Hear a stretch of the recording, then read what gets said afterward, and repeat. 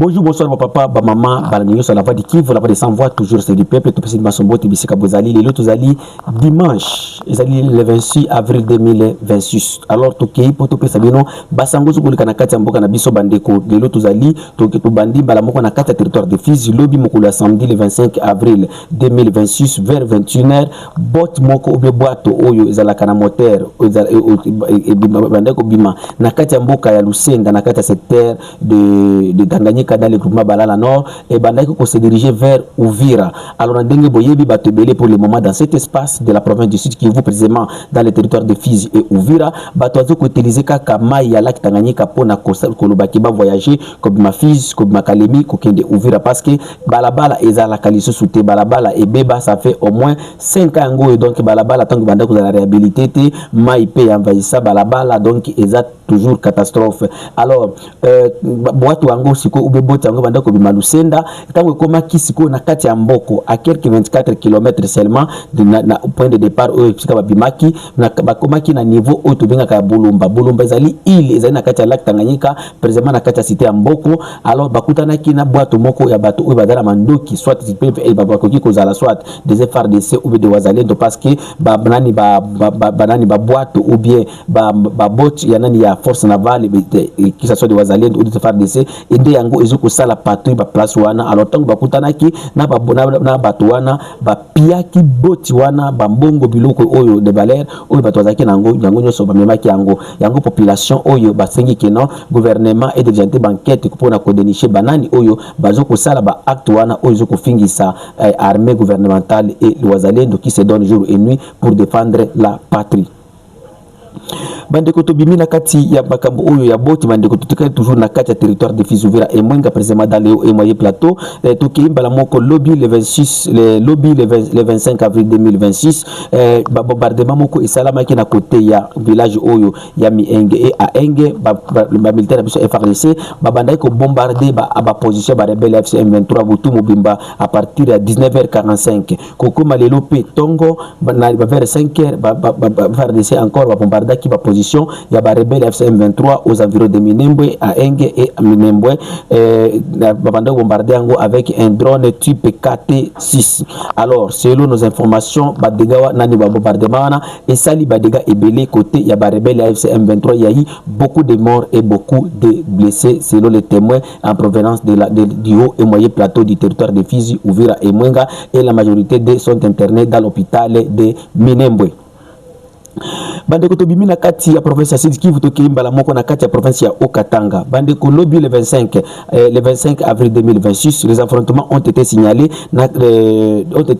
à 21 km de Mitwaba centre dans le territoire de Mitwaba dans la province du Sud dans la province de Okatanga entre nos forces armées de la République démocratique du Congo dont les FARDC et les révolutionnaires katangais du MDKC. Alors selon plusieurs sources en provenance de cette partie du pays, civil ils ont vu plusieurs blessés du côté de nos forces armées de la République démocratique du Congo qui ont été évacués vers Likasi. Mais lorsque nous avions appelé à Lubumbashi, nos points focaux à Lubumbashi, ils ont passé dans des hôpitaux militaires, mais ils ont dit que non, pas encore blessés comme Lubumbashi, mais donc ils peuvent être à côté il y a Balikasi, mais la population ils allaient dans Kati en province, dans Kati territoire à Mitwaba, ils nous ont confirmé que non, ils ont vu plusieurs blessés de nos militaires. Alors, d'autres informations à provenance de Ndola, que non, lobby nakati ya aéroport international oyo ya nakati ya Mboka Zambi,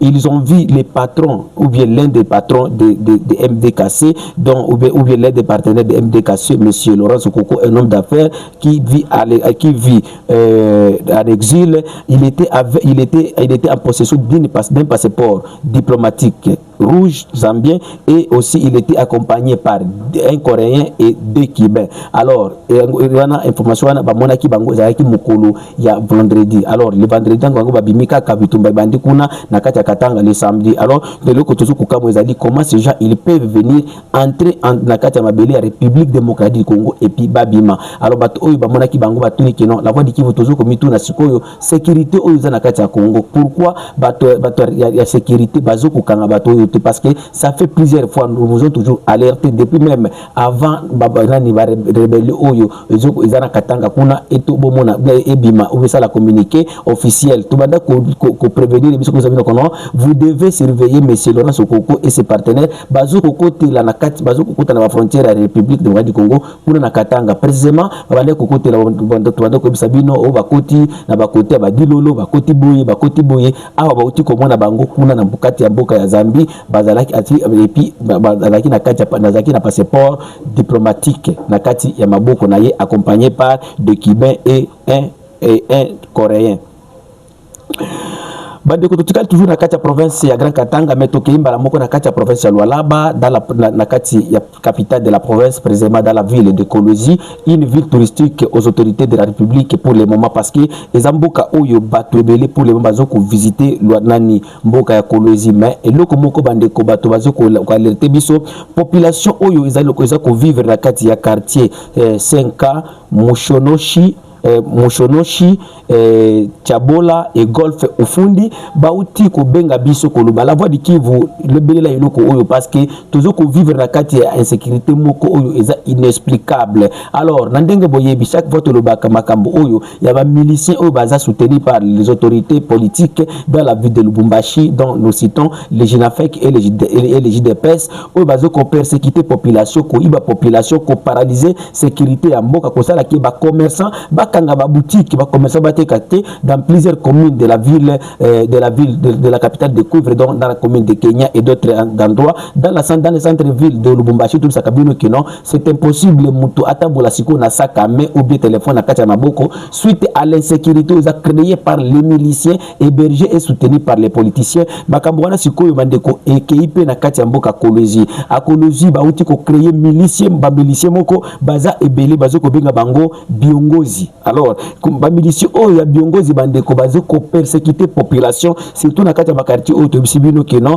na kati ya quartier comme 5K Mushonoshi Chabola et Golf Ufundi net lobby nani tronso ya kobima 5K ko kende tronso net lobby le samedi le 25 avril 2026 entre 5K et Golf nani Mufundi trouble moko ya makasi zalaki kuna lobby oyo bato wana oyo milicien wana soutenu par les autorités en place dans la province de Lualaba babandaki kosala basalaki makelele munene donc ko paralyser l'activité de la population et selon les informations autozi balobi que non bato ebele babungisi biloko il y a même quelqu'un une personne oyo boutique naye ezala ki sa épillé et même ndako ya boutique ezala ki saccagé na niveau ya concession ya église oyo tozoko benga ya orthodoxe na kati ya mboka Kolozi na nzela oyo kokende na kati ya quartier ya Golf Mufundi. Alors tant que tozoko mituna et puis totunaki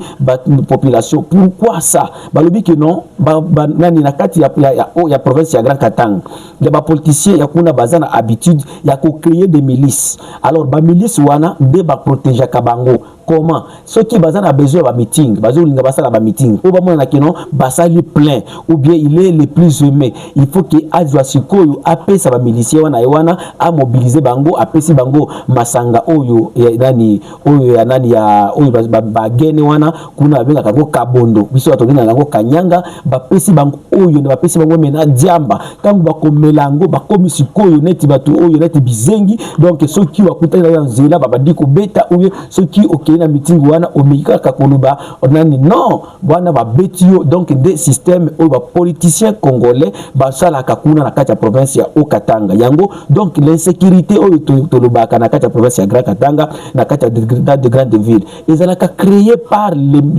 les politiciens eux-mêmes donc ezate que non mututel ndo ezalaka kaka ba politiciens bango moko. Alors neti témoignage moko tozana ngwa mutu moko abise kizo non ye amona tangu gouverneur Kabula azalaki na no gouverneur babande ko bimisa bidon ya banani ya babidon ya banani ya ba lutukuana ou bien banani bakabondo ou bien bagene ou bien bakanyanga bazoko tinda selo ba point da bango selo ba base na bango donc ce temps bazoko tinda ba lutuku wana ba meli na diamba donc wana tiko ba bimisi bango bati bango na file indienne batango bokokuta na bango na nzela bozoko kima et puis ba policier bazaka na liloba koloba te parce que yo policier soki o meki ko telema ou bien militaire o meki ko telema yeba ke okozala sanctionné indirectement par des autorités de la ville. Donc ba politiciens de bango bazoko insécuriser toujours mboka na biso. Ce n'est pas que non une milice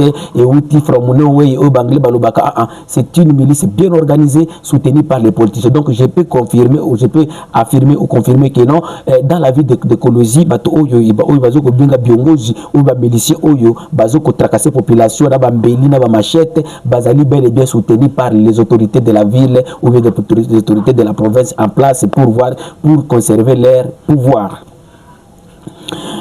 Bandeko tobimi siko na kati ya mboka oyo ya Kolwezi bandeko tokeimba la moko na kati ya province na biso oyo ube capitale na biso tozo benga boka ya Kinshasa.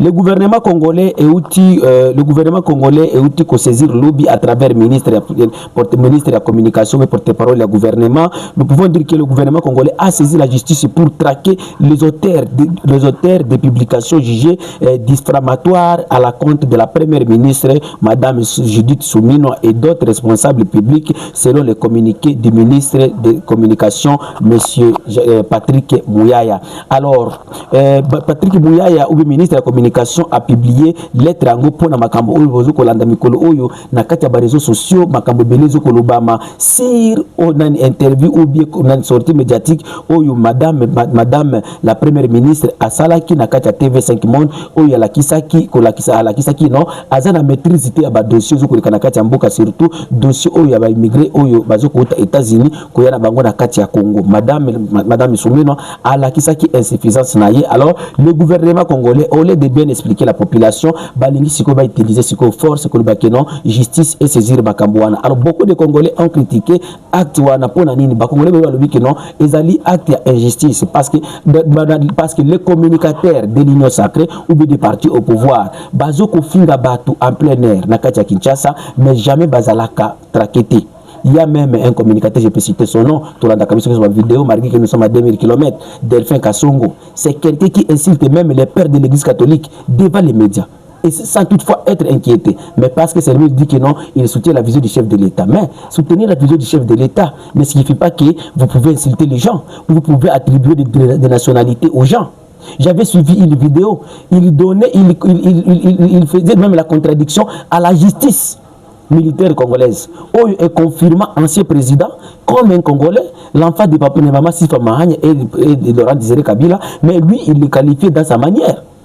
Avec ces fausses vidéos donc qu'ils nous ont publiées auparavant en disant que non, il y a un certain Kanambe, Christophe et quoi, les noms qui n'existaient pas, et des photos donc qui n'existaient pas. Si d'ailleurs il y a la photo existe, je peux voir, de tout histoire où il bâtit la bisu à mensonge. Tout le monde vidéo. Monsieur Martin Kassongo, vous êtes ministre de l'Information, de la Justice, de la Sécurité et de la Presse du gouvernement révolutionnaire congolais de monsieur Gaston Soumialo. Je pense qu'il s'agit là d'une très brillante promotion pour une personnalité de votre âge. Quel âge avez-vous, monsieur le ministre? Je suis à l'âge de 28 ans. 28 ans, en effet, c'est très brillant. D'autant que je crois que vous êtes aussi colonel. Oui, je suis colonel Kassongo Martin, ministre de l'Information, Prince, Sécurité et Justice, section de l'Est du Congo. C'est en effet tout à fait remarquable. Et pour être arrivé si jeune à une si brillante situation politique, monsieur le ministre, je pense que vous avez dû faire une carrière quand même assez rapide et brillante. Quand avez-vous commencé votre carrière politique? J'ai commencé à faire ma politique depuis 1958. Un an avant l'indépendance? Oui, avant l'indépendance, lors de l'arrivée du fait regretter Patrice Lumumba, lors de son retour de Belgique.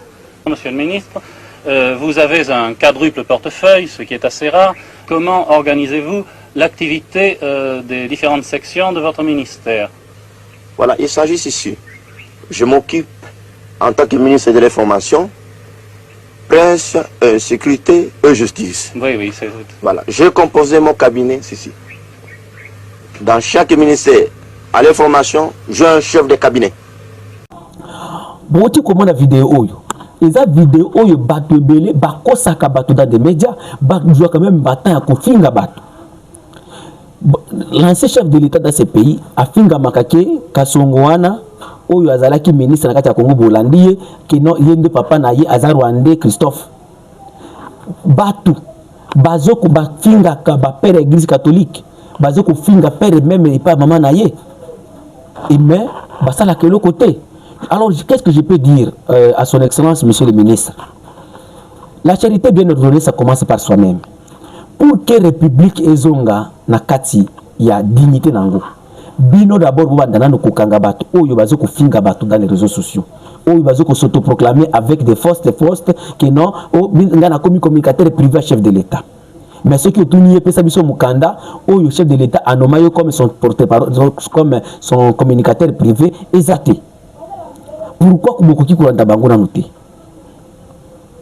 Je pense que avant tout les caramezir mosusu soki na to bandi wana o mena kati mboka oyo tangu na 2020 tangu bokanga ka mere pour aiba batu nyonso babande kotala kamera gangami batu babande kobanga mais tangu tsiko be kokotisa potopoto na kati na nani yango boye batu to ba zoka zaki farce tika to banda koiba. Alors pour que batu ba respecter mot d'ordre wana il faut que non batu oyo ba téléco banani ba communicateur ya réseaux ya nani ya union sacrée parti au pouvoir parti ou bien mouvement censé dédiquer les Congolais. Alors bazala na bonne mœurs, bazala na respect envers les autres, bazala na ndengir na qualité ya communiquer.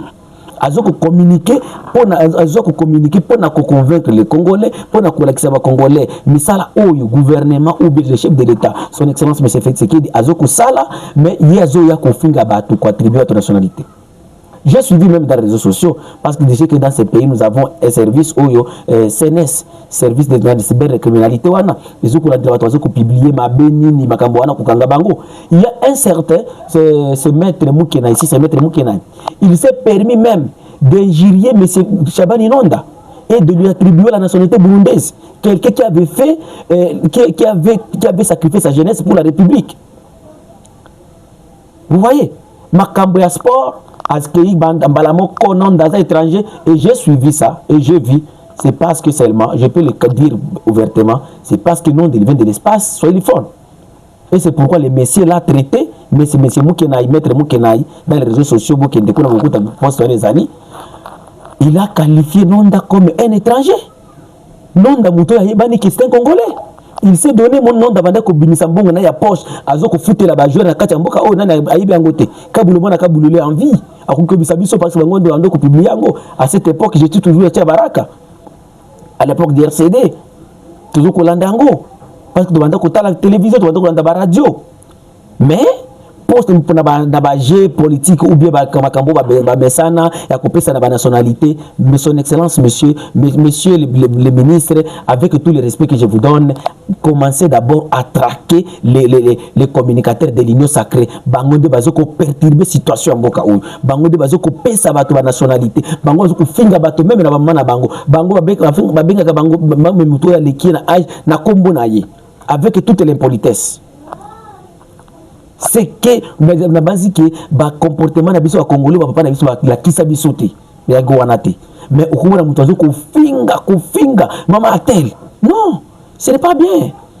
Tous à la tête qui n'ont protégé qu'à premier ministre, même un citoyen ou dans la poste, il faut qu'il soit la plus protégé par la justice congolaise. La justice n'est pas là seulement pour vous les gros poissons. La justice est là pour nous tous. Tout Congolais a droit à la protection. Tout Congolais a droit à la justice.